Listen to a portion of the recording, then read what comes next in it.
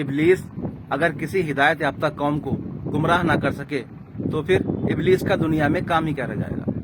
ابلیس بخوبی جانتا ہے کہ اگر کسی قوم کو گمراہ کرنا ہے تو پہلے اسے اللہ کی نظر میں گراؤ، اور ایسا تبھی ممکن ہے کہ جب وہ قوم کسی باطل عقیدے پر جم کر بیٹھ جائے، اور یہ ابلیس کے لیے آسان ہے کہ وہ کسی قوم کو باطل عقیدے پر جم کر بٹھا دے۔ ایسا کرنے کے لیے اسے صرف اس کی دینی کتابوں میں تحریف کرنی پڑتی ہے، اور یہ عمل وہ آج سے نہیں، جب سے اللہ تعالیٰ نے پیغمبروں کو دنیا میں بھیجنے کا سلسلہ جاری کرا ہے تب سے وہ اس عمل کو کر رہا ہے۔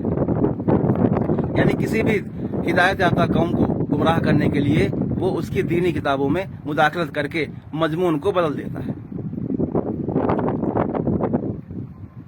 وہ اس کام کو پیغمبر جو بھی دنیا میں آتا ہے دین حق کو لے کر، یعنی دین حق کو دین باطل سے الگ کر دیتا ہے۔ جب دین حق باطل ہو جاتا ہے تو اللہ اپنے کسی ایک پیغمبر کو بھیج کر اس دین کو درست کرنے کے لیے، یعنی اس کو جو ہے درست کروا دیتا ہے، اس دین کو درست کروا دیتا ہے۔ تب ابلیس جو ہے اپنے کارندوں کے ساتھ ایک پھر سے جد و جہد کرتا ہے، یعنی اسی پیغمبر کے زمانے میں ہی اس عمل کو انجام دیتا ہے۔ ایک طرف تو اللہ اپنے پیغمبر کے ذریعے سے دین حق کو درست کر کے لوگوں کی رہنمائی کرتا ہے، دوسری طرف ابلیس اس کام میں اڑچن لگاتا ہے۔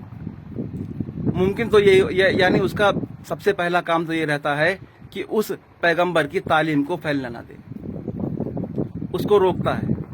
پھر جب وہ اس کو نہیں روک پاتا ہے تو اپنے ہی لشکر سے، یعنی اپنے ہی سکھائے ہوئے اللہ کے بندوں میں سے ہی جن بندوں کو اس نے اپنی طرف کھینچ لیا تھا، انہی بندوں کو اس پیغمبر کی نگرانی میں ہی، یعنی اس کی پیغمبر کی نگرانی میں ہی اس میں شامل کر دیتا ہے، اس گروہ میں شامل کر دیتا ہے جو حق والا گروہ ہوتا ہے۔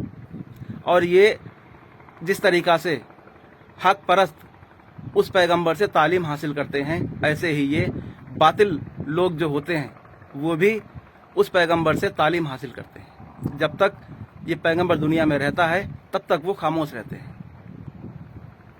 انہیں کے بارے میں قرآن میں اللہ تعالیٰ نے منافق کا لفظ استعمال کیا ہے۔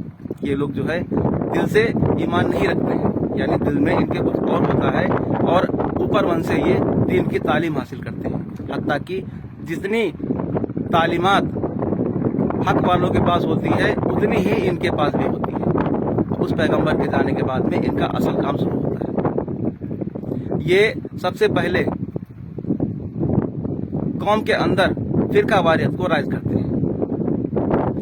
جو حق جماعت ہوتی ہے اس سے یہ اپنا ایک الگ فرقہ بناتے ہیں، اور وہ حق جماعت جو ہے اس فرقے کو قبول نہیں کرتی ہے، جد و جہد کرتی ہے، ان سے مقابلہ کرتی ہے، ان سے جنگ کرتی ہے، حتیٰ کہ یا تو وہ باطل گروہ مٹ جاتا ہے یا پھر حق گروہ مٹ جاتا ہے۔